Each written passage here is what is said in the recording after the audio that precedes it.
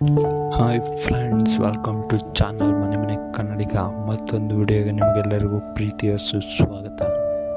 ಬನ್ನಿ, ಇವತ್ತು ಯಶ್ ರವರ ಜೀವನ ಚರಿತ್ರೆ ಬಗ್ಗೆ ತಿಳಿದುಕೊಳ್ಳೋಣ.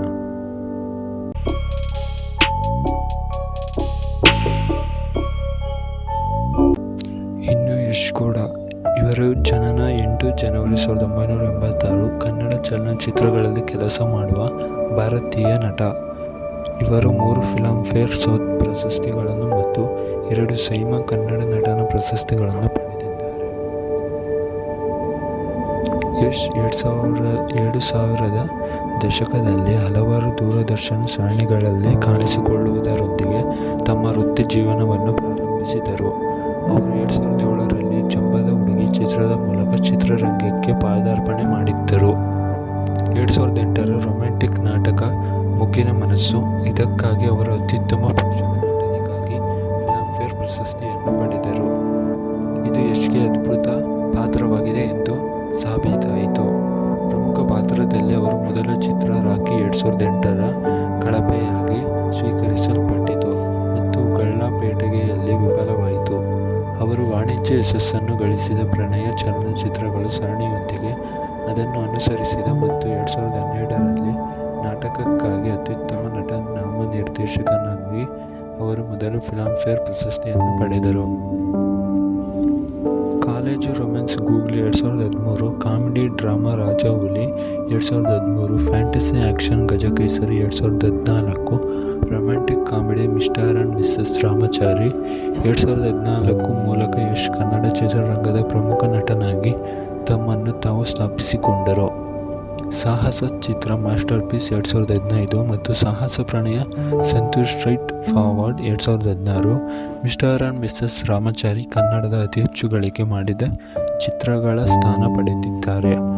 ಮತ್ತು ಯಶ್ ಅವರಿಗೆ ಅತ್ಯುತ್ತಮ ನಟನಿಗಾಗಿ ಅವರು ಮೊದಲ ಫಿಲ್ಮ್ ಫೇರ್ ಪ್ರಶಸ್ತಿಯನ್ನು ನೀಡಿದ್ದರು.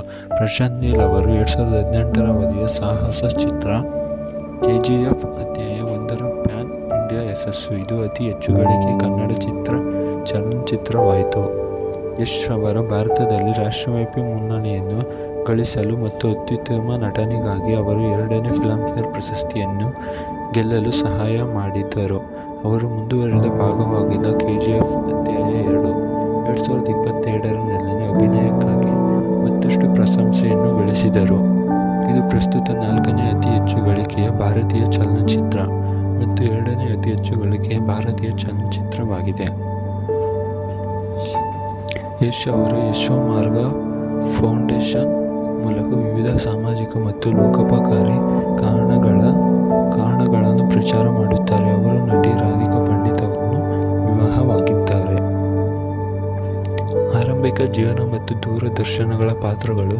ಯಶ್ ಅವರು ಕರ್ನಾಟಕದ ಹಾಸನದ ಭುವನಹಳ್ಳಿ ಎಂಬ ಗ್ರಾಮದಲ್ಲಿ 8 ಜನವರಿ 1986ರಂದು ಜನಿಸಿದರು. ಅವನಿಗೆ 2 ಹೆಸರುಗಳು ನೀಡಲಾಯಿತು. ನವೀನ್ ಕಾನೂನುಬದ್ಧವಾಗಿ ಮತ್ತು ಕುಟುಂಬದ ಅವನ ತಾಯಿಯ ಕಡೆಯವರು ಅವನಿಗೆ ಯಶವಂತ್ ಎಂದು ಹೆಸರಿಸಿದರು.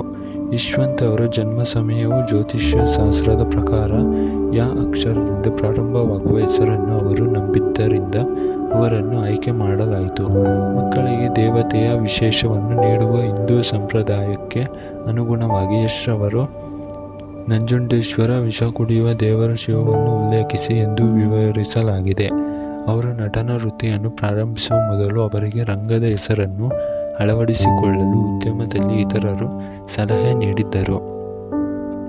ಕರ್ನಾಟಕದಲ್ಲಿ ಒಬ್ಬ ನಟನಿಗೆ ವಿಶಿಷ್ಟವಾದ ಹೆಸರಿನೊಂದಿಗೆ ಎದ್ದು ಕಾಣುವ ಬಯಕೆಯಿಂದ ಅವರು ಯಶವಂತನ್ನು ಯಶ್ ಎಂದು ಸಂಕ್ಷಿಪ್ತಗೊಳಿಸಿಕೊಂಡರು. ಯಶ್ ಅವರ ತಂದೆ ಅರುಣ್ ಕುಮಾರ್ ಗೌಡ ಅವರು ಕರ್ನಾಟಕ ರಾಜ್ಯ ರಸ್ತೆ ಸಾರಿಗೆ ಸಂಸ್ಥೆ ಮತ್ತು ನಂತರ ಬೆಂಗಳೂರು ಮಹಾನಗರ ಸಾರಿಗೆ ಸಂಸ್ಥೆಯಲ್ಲಿ ಚಾಲಕರಾಗಿದ್ದರು.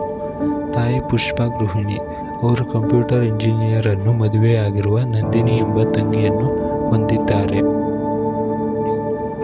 ಯಶ್ ಚಿಕ್ಕ ವಯಸ್ಸಿನಿಂದಲೂ ನಟನಾಗಬೇಕೆಂಬ ಹಂಬಲ ಹೊಂದಿದ್ದರು ಮತ್ತು ಮೈಸೂರಿನ ತಮ್ಮ ಶಾಲೆಯಲ್ಲಿ ರಂಗಭೂಮಿ ಮತ್ತು ನೃತ್ಯ ಸ್ಪರ್ಧೆಗಳು ಸಕ್ರಿಯವಾಗಿ ಭಾಗವಹಿಸಿದ್ದರು. ಅವನು ಚಿಕ್ಕವನಿದ್ದಾಗ ಅವನ ಕುಟುಂಬವು ಒಂದು ಪ್ರಾವಿಷನ್ ಸ್ಟೋರ್ ಅನ್ನು ಸಹ ನಡೆಸುತ್ತಿತ್ತು. ಅಲ್ಲಿ ಅವನು ನಿಯಮಿತವಾಗಿ ಸಹಾಯ ಮಾಡುತ್ತಿದ್ದನು. ಯಶ್ 10ನೇ ತರಗತಿಯಲ್ಲಿ ಪೂರ್ಣಗೊಳಿಸಿ ನಂತರ ಶಾಲೆಯನ್ನು ತೊರೆದು ಪೂರ್ಣ ಸಮಯದ ನಟ ಬಯಸಿದ್ದರು. ಆದರೆ ಅವರು ಪೋಷಕರ ಬೇಡಿಕೆಯ ಮೇರೆಗೆ ಹಿರಿಯ ಶಾಲೆ ಪೂರ್ಣಗೊಳಿಸಬೇಕಾಯಿತು. ಅವರು ತಮ್ಮ ಎಲ್ಲ ಶಾಲೆ ವರ್ಷ ಮಹಾಜನ ಎಜುಕೇಷನ್ ಸೊಸೈಟಿಯನ್ನು ಅಧ್ಯಯನ ಮಾಡಿದ್ದರು. ಅವರ ನಟನೆಯ ಮಹತ್ವಾಕಾಂಕ್ಷೆಗಳನ್ನು ಅವರ ಪೋಷಕರು ಆರಂಭದಲ್ಲಿ ಒಪ್ಪಲಿಲ್ಲ ಮತ್ತು ಅವರ ತಂದೆ ಅವರು ಸರ್ಕಾರಿ ಅಧಿಕಾರಿಯಾಗಬೇಕೆಂದು ಬಯಸಿದ್ದರು. 2003ರಲ್ಲಿ ಅವರು ಪಶ್ಚಾತ್ತಾಪ ಪಟ್ಟರು ಮತ್ತು ಸಹಾಯಕ ನಿರ್ದೇಶಕರಾಗಿ ಚಲನಚಿತ್ರವೊಂದರಲ್ಲಿ ಕೆಲಸ ಮಾಡಲು 16ನೇ ವಯಸ್ಸಿನಲ್ಲಿ ಬೆಂಗಳೂರಿಗೆ ತೆರಳಲು ಅವಕಾಶ ನೀಡಿದರು. ಆದರೆ ಅವರು ಹಿಂತಿರುಗಲು ಅನುಮತಿಸುವುದಿಲ್ಲ ಎಂದು ಹೇಳಿದರು. ಕೇವಲ 7 ದಿನದ ಚಿತ್ರೀಕರಣದ ನಂತರ ಯೋಜನೆಯು ರದ್ದುಗೊಂಡಿತು. ಆದರೆ ಯಶ್ ಬೆಂಗಳೂರಿನಲ್ಲೇ ಉಳಿದರು. ಆ ಸಮಯದಲ್ಲಿ ತನ್ನ ಬಳಿ 300 ರು, 1100 ಅಥವಾ 2023ರಲ್ಲಿ 14ಕ್ಕೆ ಸಮಾನನಾಗಿದ್ದ ಎಂದು ಅವರು ಹೇಳಿದ್ದಾರೆ. ಅವರು ನಾಟಕಕಾರರಾಗಿ ಬಿ. ವಿ. ಕಾಂತರಾಜರು ರಚಿಸಿದ ಬೆನಕ ನಾಟಕ ತಂಡವನ್ನು ಸೇರಿಕೊಂಡರು. ಅವರು ತೆರೆಮರೆಯ ಕೆಲಸಗಾರರಾಗಿ ಕೆಲಸ ಮಾಡಿದ್ದರು ಮತ್ತು ದಿನಕ್ಕೆ 50 ರು ಪಡೆಯುತ್ತಿದ್ದರು.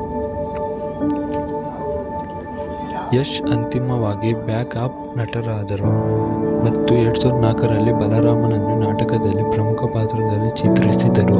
ಇನ್ನು ರಂಗಭೂಮಿಯಲ್ಲಿ ಕೆಲಸ ಮಾಡುವಾಗ ಅವರು ಬೆಂಗಳೂರಿನ KLE ಕಾಲೇಜಿನಲ್ಲಿ ತಮ್ಮ ಬ್ಯಾಚುಲರ್ ಆಫ್ ಆರ್ಟ್ಸ್ ಅನ್ನು ಪೂರ್ಣಗೊಳಿಸಿದರು.